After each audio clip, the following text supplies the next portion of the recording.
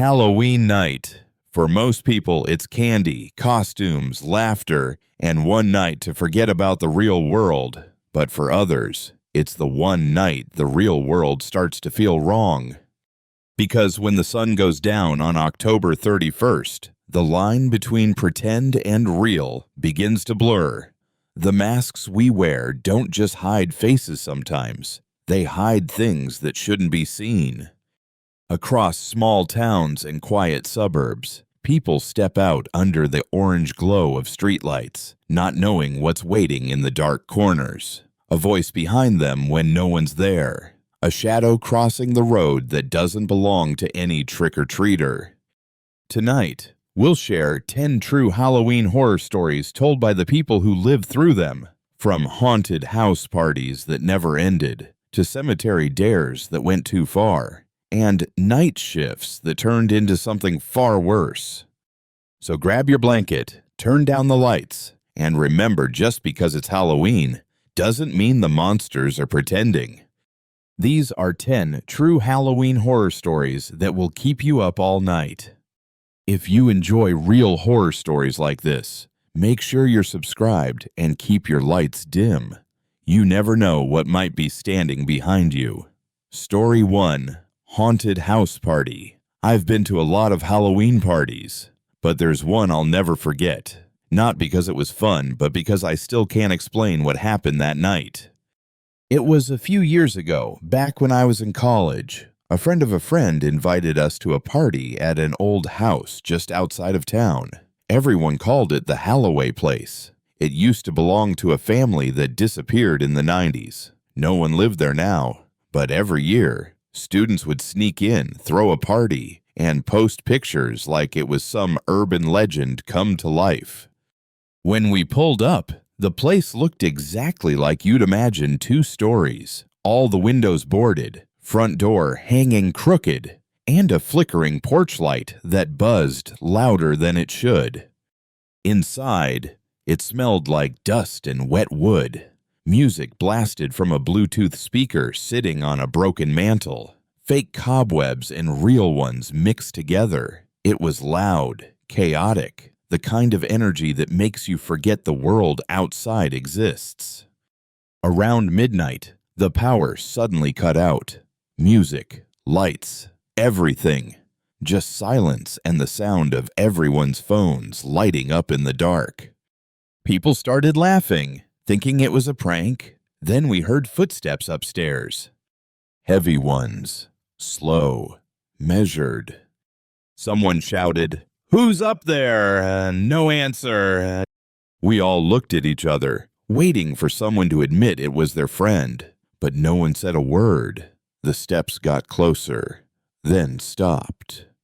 One of the guys, Evan, grabbed his phone flashlight and headed for the stairs. I followed him halfway up before I realized there was light coming from under the door at the end of the hall, but the power was out. We pushed the door open. The room was empty, except for an old TV sitting on the floor, plugged into nothing, playing static. The screen flickered, and for a second, I saw something in the reflection, a person standing behind me. But when I turned around, no one was there. I remember Evan whispering, "Do you feel that the air had gone cold? So cold our breath came out white." And then the TV turned off. From downstairs, someone screamed. We ran back, nearly tripping over ourselves. Everyone was gathered in the living room, staring at the wall behind the fireplace. Someone had written in dust, in huge, uneven letters, "Get out." We didn't wait. We bolted. By the time we hit the driveway, the house lights flickered back on, every bulb glowing bright white through the boarded windows. When we looked back, we saw shadows moving inside.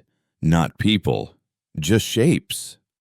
The next day, when we went back, because of course we did, the house was empty again. No dust on the walls, no sign anyone had been there. But when I looked through my phone pictures from that night, I found one I didn't remember taking. It was a photo of all of us standing in the living room, smiling at the camera. Only thing is, I'm the one holding the phone. Story 2. Trick or Treat Gone Wrong. Halloween night used to be my favorite night of the year. I love the lights, the costumes, the smell of pumpkins in the air. But now, every time I hear kids shouting trick or treat, I get that same tight feeling in my chest because of what happened a few years ago. It started like any normal Halloween. My little sister, Abby, wanted to go trick-or-treating, and since our parents were out of town, I agreed to take her around the neighborhood. She was dressed as a witch pointy hat, fake broom, glitter all over her face. I remember laughing as we walked down the street, watching her run from door to door, her candy bag swinging like a pendulum. Around 9 p.m., most of the houses had gone dark. We were about to head home when Abby pointed down a long cul-de-sac. At the very end stood a small house I didn't recognize, porch light still on, pumpkin glowing faintly in the window. "Just one more," she said. So we went. The closer we got, the quieter everything seemed. No crickets, no wind, just the sound of her shoes crunching on gravel. The house looked old, paint peeling, curtains drawn, but there was a bowl on the porch with a handwritten sign that said, "Take one." Abby reached for a piece of candy, and that's when the front door creaked open. A voice from inside said, "You can take more than one, sweetie."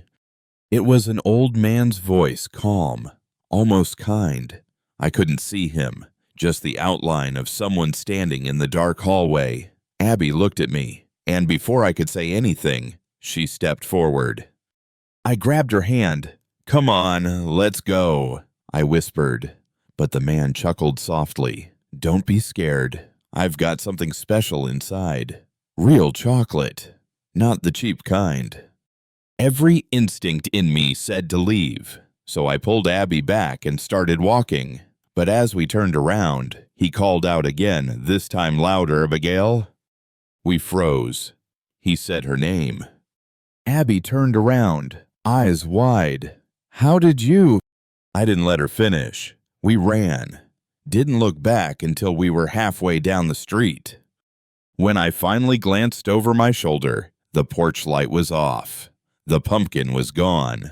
The house looked completely dark, like it hadn't been lived in for years. When we got home, I locked every door and window. Abby was crying, asking how he knew her name. I didn't have an answer.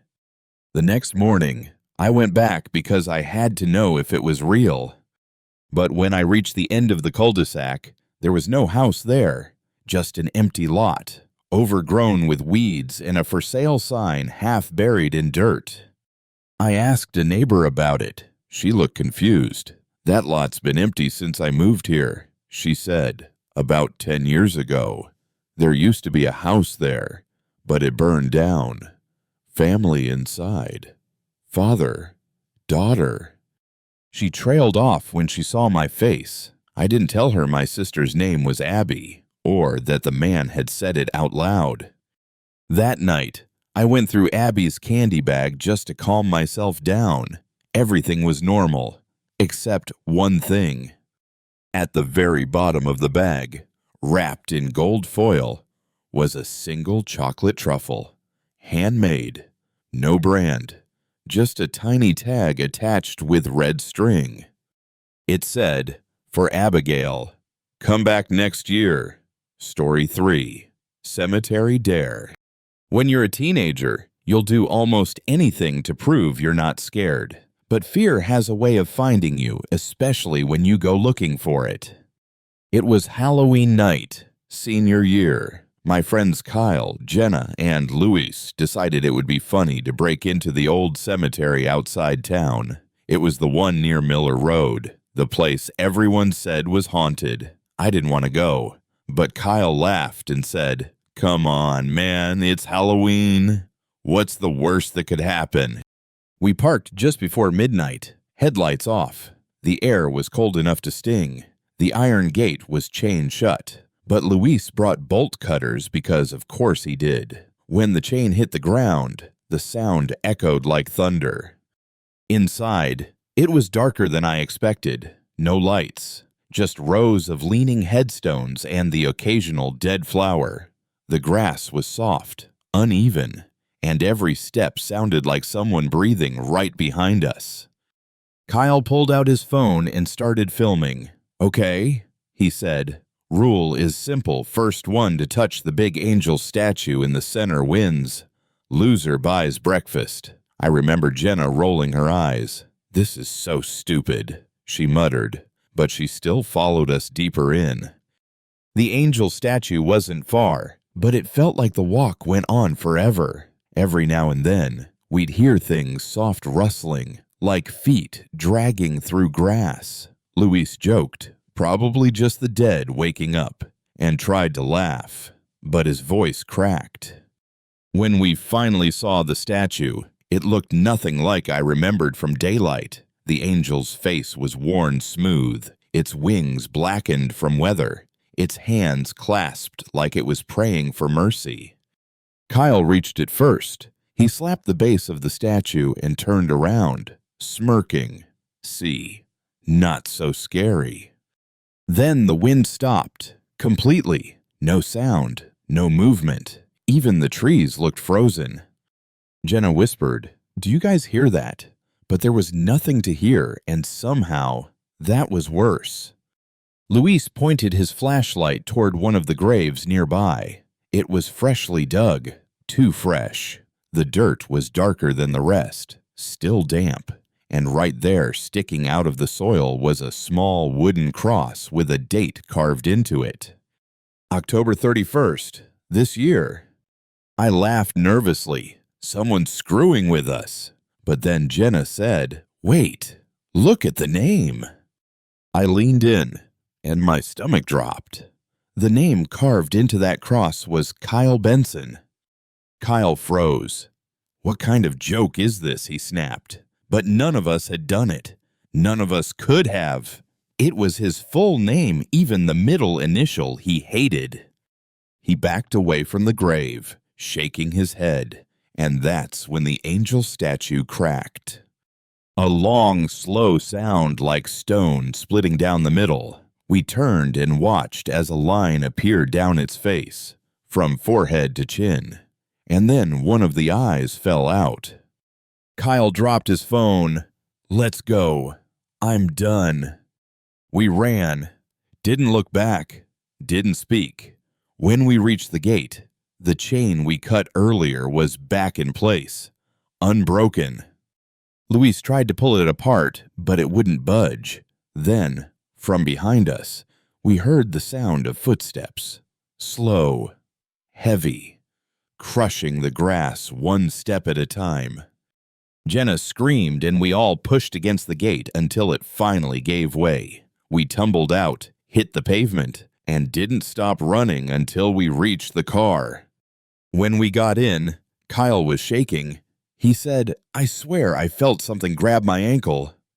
We drove off without saying a word, but when we finally stopped at a gas station, Luis checked his phone. The video Kyle filmed was still there. It showed everything up until the moment he touched the statue. Then, for 3 seconds, the screen went black. When the picture came back, Kyle wasn't in the frame anymore. It showed the statue, but now the angel's cracked face looked exactly like his. We deleted the video that night. No one talked about it again. But 2 weeks later, Kyle was found dead in his car. Carbon monoxide. They called it an accident. I never believed that. Every Halloween since, someone leaves a fresh candle at that cemetery, right in front of the angel statue. It burns until morning. I've never gone back, but every year when the wind dies and the night feels too still, I swear I hear stone cracking again. If you're still listening, you're brave. But don't relax yet, because the next story takes place where no camera ever should have been recording Story 4 security camera footage. I used to work overnight security at a Walmart in Ohio. Quiet town. Nothing ever really happened there until one night in late October. It was around 2 a.m. I was sitting in the small security office, half watching the camera feeds while scrolling my phone. Usually, I'd see the same boring stuff: empty aisles, flickering lights, cleaning crew pushing mops. But that night felt different. The air had that kind of stillness that makes you feel watched, even when you're the one watching. Around 2:17, one of the back cameras, aisle 9, started glitching. Just a flicker at first. Then the feed froze for about 5 seconds. When it came back, there was someone standing in the middle of the aisle. It wasn't one of the cleaners, too tall, and they weren't wearing a uniform, just dark clothing, hood up, face turned straight toward the camera. I zoomed in, but the image distorted, like static. No facial features, just the outline of a person, perfectly still. I grabbed my radio. Unit 2, check aisle 9. Got movement back there. One of the cleaners, Maria, answered. I'm near 7. I'll look. On the screen, I saw her cart turn the corner into aisle 9 and instantly stop. She stood there for a moment, then slowly backed away, leaving the cart behind. Maria, I said. No answer. The feed flickered again, and the figure was gone. I left the office and started walking toward the back. The lights above me buzzed faintly, and the store was dead silent, except for the hum of the refrigerators. When I turned down aisle 9, the cart was still there, but Maria wasn't. Her radio lay on the floor, the battery light blinking red. I called her name, nothing. Then I noticed something else. Every camera that pointed toward aisle 9 had gone black. One by one. No signal. I went back to the office and checked the feeds. All cameras were normal except those facing that aisle. Static. Then the monitor switched by itself. Instead of showing the store, it showed me, sitting in that same office chair, but from an angle that shouldn't exist. There was no camera in that corner, and behind me in the feed, something moved. A tall, shadow-like figure standing just a few feet away from the chair. It tilted its head slowly as if studying me. Then, the lights in the real office flickered. I spun around. Nothing there. When I looked back at the monitor, the version of me in the video was gone. The chair was empty. I radioed my manager, told him the system was glitching and that Maria was missing. He said he'd be there in 20 minutes. But 10 minutes later, the cameras came back online. Aisle 9 was clear. Maria was standing near the end of it, staring straight up at one of the ceiling cameras. I called her name through the intercom. She didn't respond, just stood there, eyes fixed on the lens. When my manager arrived, we searched the whole building, found her in the break room, sitting perfectly still at a table, staring at the wall. Her uniform was spotless, no dirt, no sign of a struggle, but when I asked her what happened, she just whispered, "He said I could go now." We called an ambulance. They said she was in shock, no injuries, no explanation. After that night, I reviewed every second of the footage, and I swear to God, at 2:17, when the feed glitched, for one frame, just one, the face of the figure flashed clear. It wasn't a man, it wasn't even human. The eyes were too wide, the mouth too stretched, almost like a smile, but wrong. The higher-ups confiscated the tapes the next morning, told me not to talk about it. A week later, the store replaced the entire camera system. Maria quit the next day, moved out of town. But sometimes, when I'm scrolling my phone late at night, I'll see it happen again, that same static glitch, that same figure, standing perfectly still in the dark. Only now, it's not on a Walmart feed. It's on my phone, and it's watching me. If that one made you double-check your security cameras tonight, you're not alone, because up next, we're leaving the safety of the store and heading outside. where the real danger begins. Story 5, Parking Lot Horror. I used to close the Walmart on weekends. That meant leaving the store after midnight, when the parking lot was empty, and the only sound left was the hum of the streetlights. It never bothered me before, until one night, about 2 years ago. It was late, maybe 12:45. I just clocked out and was walking to my car. The lot was huge, rows and rows of vehicles stretching into darkness. But that night, mine was one of only 3 left. I remember thinking how quiet it felt, too quiet. As I got closer to my car, I heard a sound, a soft tapping, like metal on glass. It stopped the moment I turned my head. I looked around, nothing. I shrugged it off, unlocked the car, and that's when I noticed it. Across the lot, near the edge where the lights didn't reach, was a white sedan, running. Its headlights were off, but I could see exhaust drifting up into the cold air. I figured maybe another employee was still inside, but when I looked closer, the driver's side door was cracked open. I don't know why, but something about it felt wrong, like someone wanted me to notice. I got in my car, started the engine, and began backing out. As I did, the sedan's door slowly opened wider, like someone was getting out. But I didn't see anyone. The door just hung there, swinging slightly. I stared at it for a second too long, because when I looked forward again, there was someone standing directly in front of my car. Not close enough to hit, but close enough for me to see their face. A man, tall, thin, wearing a hood, and smiling. I froze, didn't even breathe. He tilted his head, then stepped to the side slowly and pointed toward the white sedan, like he wanted me to go there. I shook my head, mouth dry, and reversed out faster. He didn't move, just kept pointing. I drove straight for the exit, but when I glanced in the mirror, he wasn't there anymore. Neither was the car. The entire row was empty. I told myself maybe I imagined it. Maybe it was a prank. But the next morning, when I got to work, the manager pulled me aside. "Hey," he said, "did you park near the far lights last night?" I nodded. He sighed. "Security found something out there this morning. You might want to see this." He led me to the back room, where 2 cops were standing by the monitor. They played the footage from 12:45 a.m. It showed me walking to my car same as I remembered. Then, as I got in, the white sedan's door opened. A man stepped out. Except in the video, he wasn't facing me. He was facing the camera, just standing there, perfectly still, looking straight into the lens. No smile, no blink, just staring.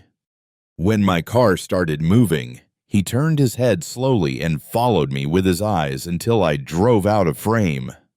Then he walked to the middle of the lot, looked around, and got back into the sedan. The car drove off, but not toward the exit. It circled the lot twice and then parked in the far corner again. And here's the part that made my skin crawl. That footage cut off at 12:52. At 12:55, a patrol car drove by on routine rounds, and when its lights hit that corner, there was no car, no tire marks, no trace that anyone had ever been there. The police never found the man or the sedan, but a week later, another employee from a different store across town reported something almost identical.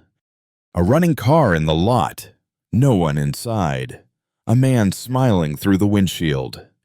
Every October since then, our store keeps the lights on all night, even after closing, but sometimes the cameras still catch that same sedan just sitting in the dark, engine running, door slightly open, waiting for someone to walk to their car alone. If you're listening this late, make sure your doors are locked, because the next story takes us somewhere no one should ever be alone. Story 6. The Regular. Every store has its regulars, the customers who come in so often. You start to know them by name. But the man I'm about to tell you about, he wasn't like the others. I used to work the evening shift at Walmart, customer service desk, right by the front entrance. I'd see hundreds of faces a day, but his stood out. Tall, pale, black coat that looked too heavy for the weather. He never smiled, never talked much, but he came in almost every single night. Always around 10:30 p. Always walked the same route straight to electronics, then to hardware, then to toys. He never bought anything, just wandered, like he was looking for something specific. One night, I finally asked him, "Hey, need help finding anything?" He stopped and looked at me, really looked at me, and said, "Not yet," then walked away. The way he said it sent chills through me, like he knew something I didn't. A week later, one of the new hires, Megan, was closing electronics. Around 11:40, she called me over the radio, voice shaking. Can someone come to electronics? I think a customer's, I don't know, hiding." When I got there, the aisle was empty, but she pointed to one of the demo TVs. It was on, even though the power strip was switched off. The screen showed a live feed of the store from one of our ceiling cameras, only the image wasn't from that night. It was from the night before.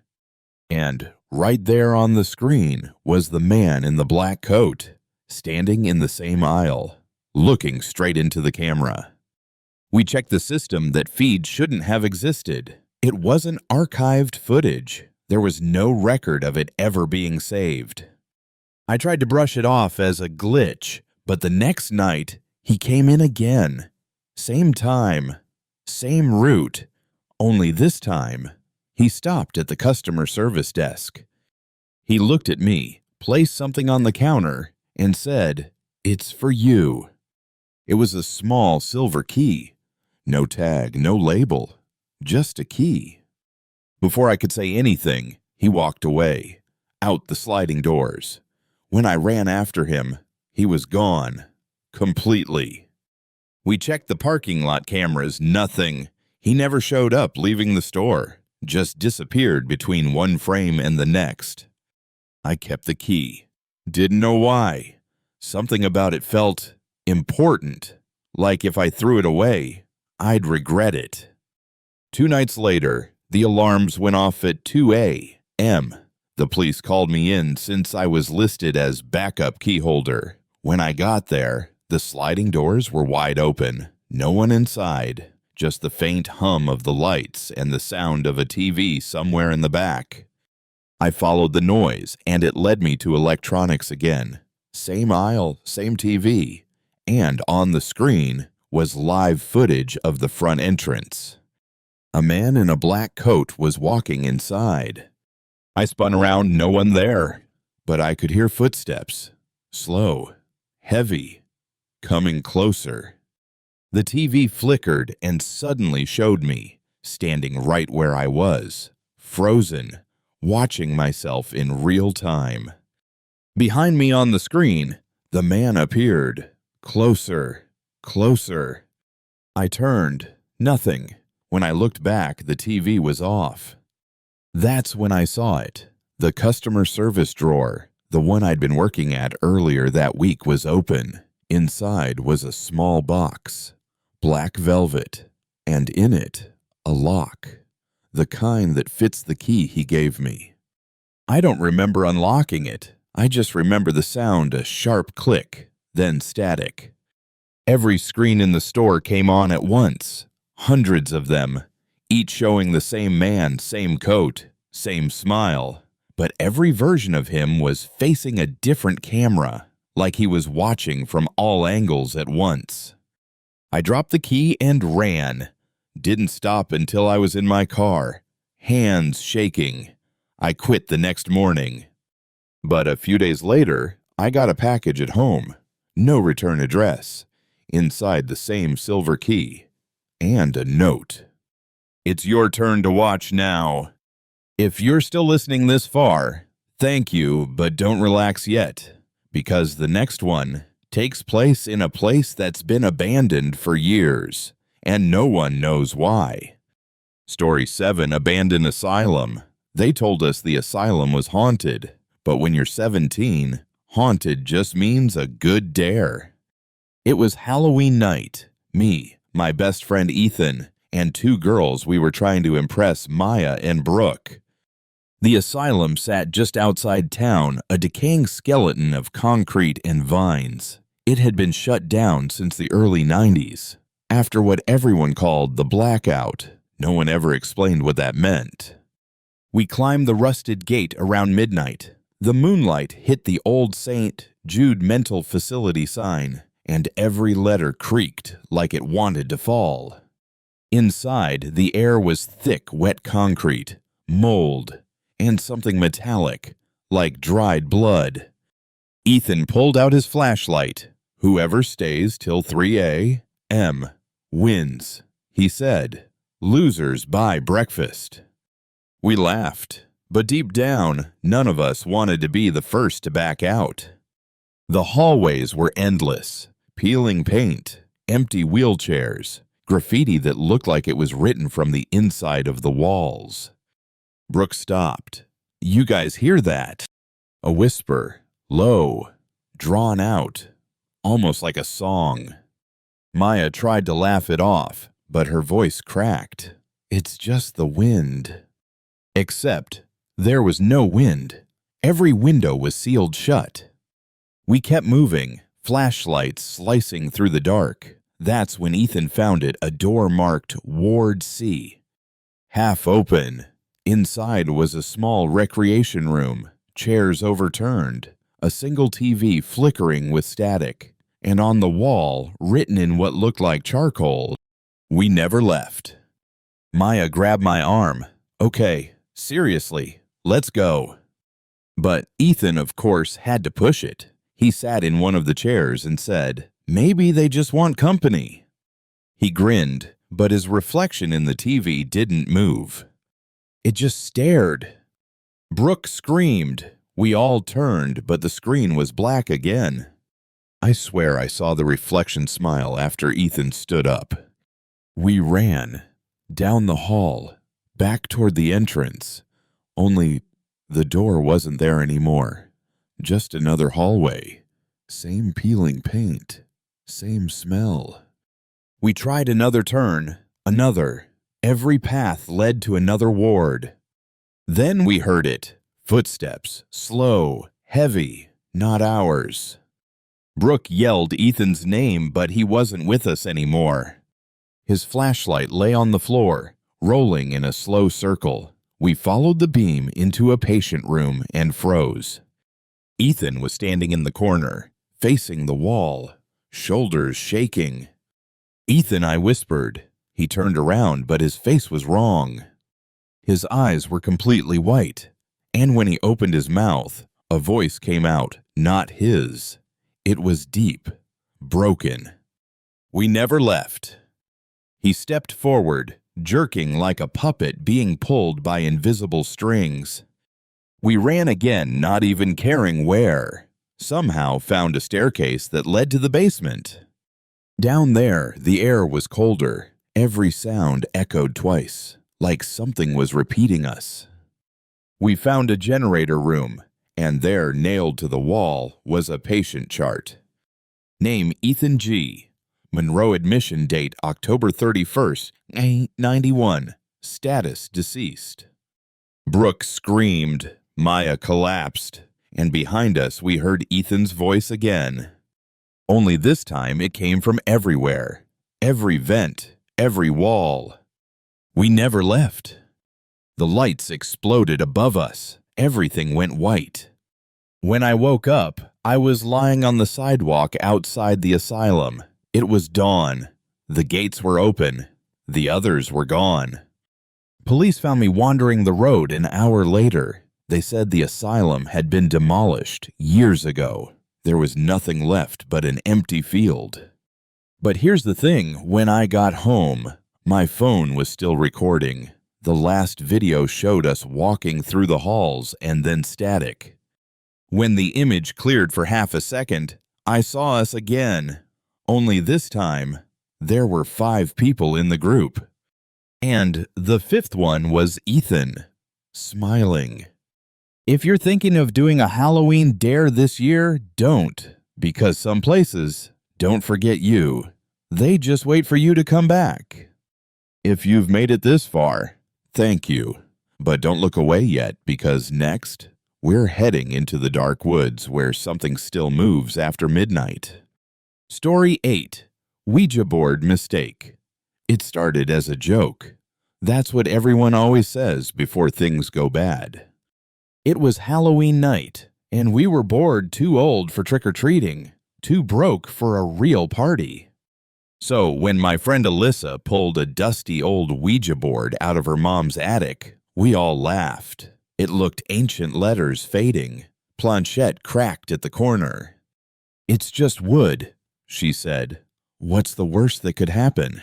There were 4 of us that night: Alyssa, her boyfriend Kyle, my cousin Jamie, and me. We turned off the lights, lit a few candles, and sat cross-legged around the board. The air felt heavier than before. The house creaked, like it was listening. Alyssa smiled. "Spirits, are you here with us tonight?" The planchette didn't move. Of course it didn't. We were all expecting nothing until the window behind us slammed shut. Jamie jumped up. "That was the wind," she said. But there wasn't any wind.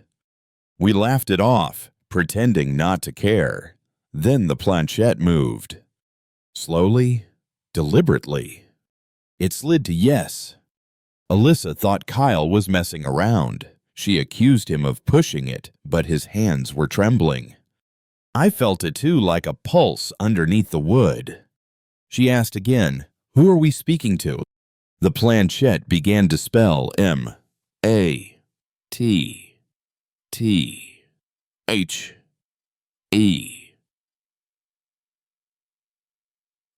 Jamie frowned. "Do you know anyone named Matthew?" Alyssa shook her head. Her face was pale. "That was my uncle's name." We all looked at her. "He died here," she whispered. "Before we moved in. My mom doesn't talk about it." The candles flickered. One went out completely. The board spelled again H-E-L-L.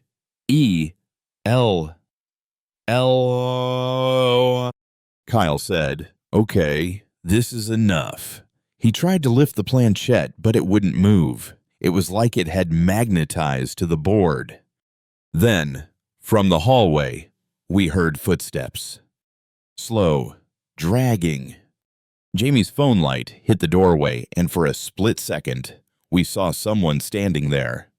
A tall figure, shoulders slumped, face completely in shadow. Kyle yelled, but by the time we turned back, it was gone. Alyssa whispered, "Matthew, is that you?" The planchette flew across the board. It spelled one word, B-U-R-N. "Burn what I asked." No answer. Then the smell hit us. Smoke, coming from the kitchen. We ran and the stove was on, gas flames roaring like someone had turned every knob. A dish towel caught fire. Kyle grabbed it and threw it in the sink. We checked every room, but no one else was in the house. When we came back, the Ouija board was upside down, planchette in the center. Alyssa was crying. She said we had to close the session properly, but Kyle just shouted, "This is stupid," and snapped the board in half.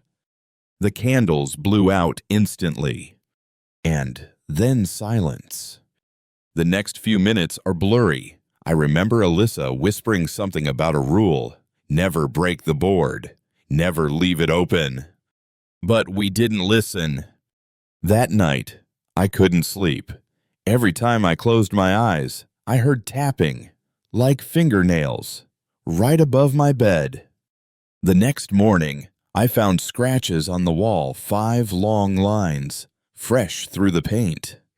When I texted the group chat, no one responded. By afternoon, I got a call.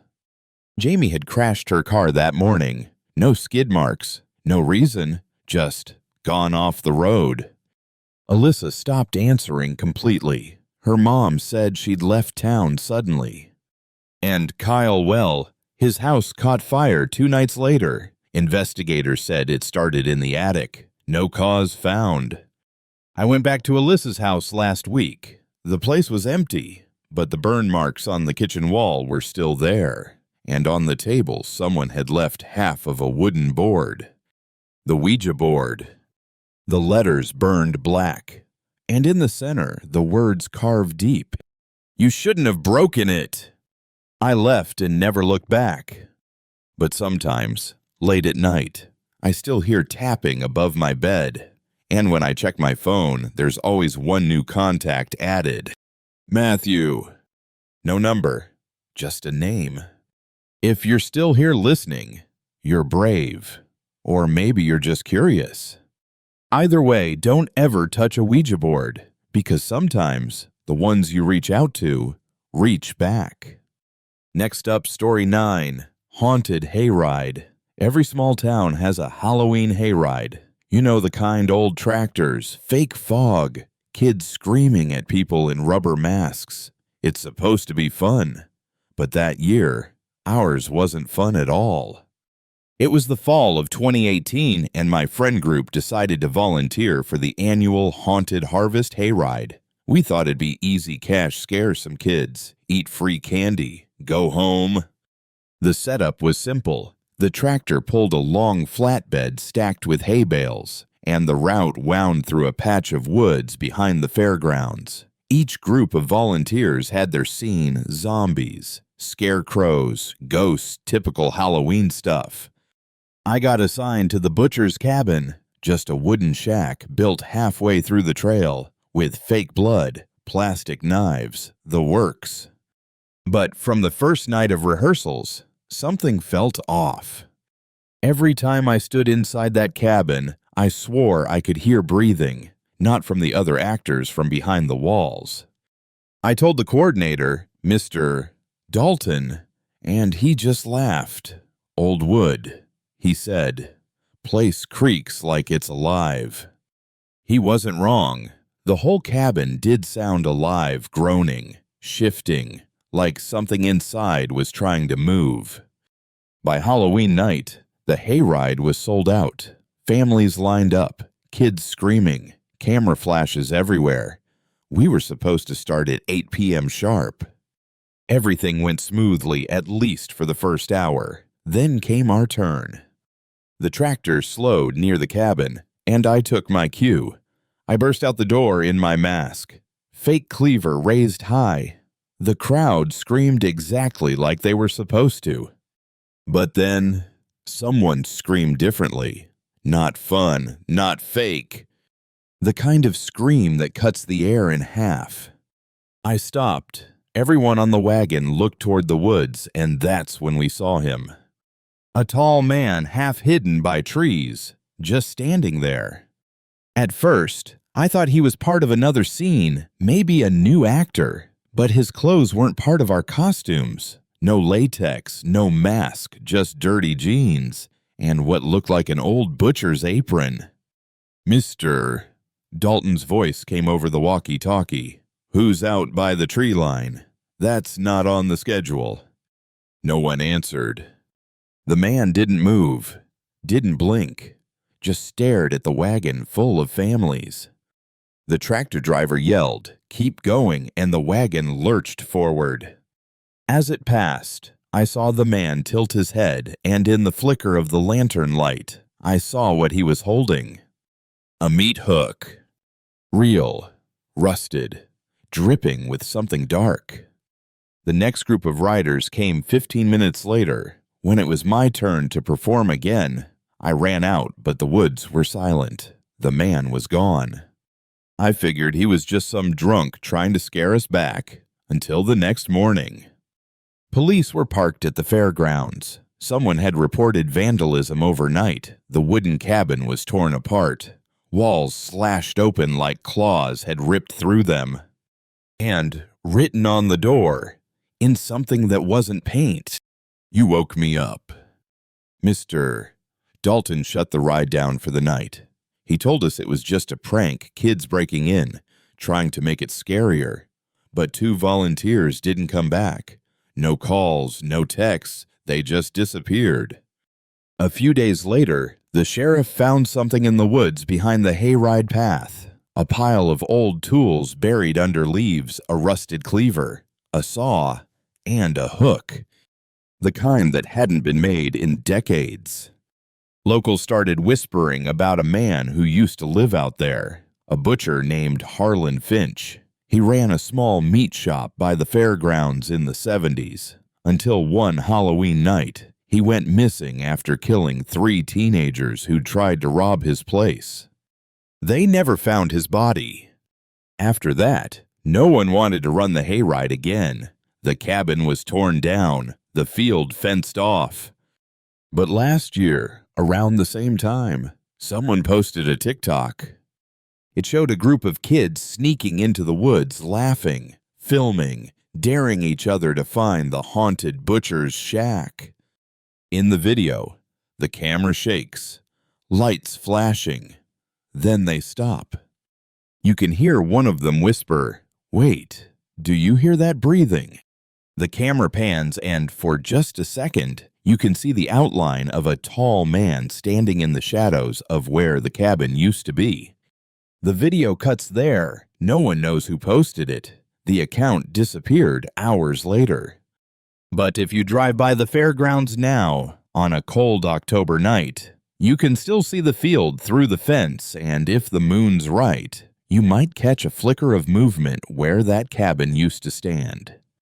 Something tall, still wearing that butcher's apron. So if someone ever invites you to a hayride this Halloween, think twice before you go. Because sometimes the scariest part of the show isn't part of the show at all. If you made it this far, you're officially braver than most. But don't go anywhere. The final story is coming, and it's the one that still keeps me awake every October night. Story 10. Final story. I used to love Halloween. The smell of pumpkin candles. The sound of leaves crunching under your shoes. That feeling of being part of something when the whole town turned into a stage for ghosts and monsters. But now, every October, I dread it because of what happened 5 years ago. It was Halloween night, 2020. My girlfriend, Lena, worked at a local radio station. She had the late shift, midnight to 4 a.m. All she had to do was play music and take listener calls. I used to keep her company over the phone sometimes, but that night, she texted me, "Don't call. Lines are acting weird." I didn't think much of it until she sent another message an hour later. You ever heard someone whisper your name through static? That's when I got in my car.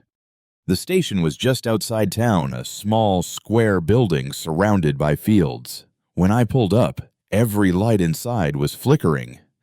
I called her phone, no answer. The front door was unlocked. The on-air sign glowed red. Inside, the place was freezing. The kind of cold that doesn't come from broken AC, it feels. Alive. I walked past the empty office and into the recording booth. The mic was still on, headphones resting on the desk. The radio board lit up with incoming calls, line after line, flashing red. Everyone labeled unknown caller. Through the glass, I saw Lena. She was sitting on the floor, staring at the speaker. Her face was pale, eyes wide open. I ran in. She didn't move. The speaker hissed soft static, then a whisper. "He's behind you." I turned, but the hallway was empty. Lena finally looked at me and said, "They keep calling. They know my name." I unplugged the entire board. Silence. Dead air. Then one of the phones, still unplugged, started ringing. Lena screamed. I picked it up, hands shaking. A man's voice came through, calm, slow. "She invited us." I dropped the receiver, We ran. Outside, the red on air sign was still glowing through the window, except now, it wasn't words, it looked like a face. Eyes, mouth open, screaming silently in the light. We drove to her apartment and didn't talk for hours. Around 3:33 a.m., her radio turned on by itself. No music, just static. Then a voice faint, buried in the noise. You can't just turn us off. The next morning, the radio station burned down. Fire investigators said it was an electrical malfunction. But the weird part, every phone line in the building had melted, like they'd been overheated from the inside. Lena quit her job and moved states. We haven't spoken in years.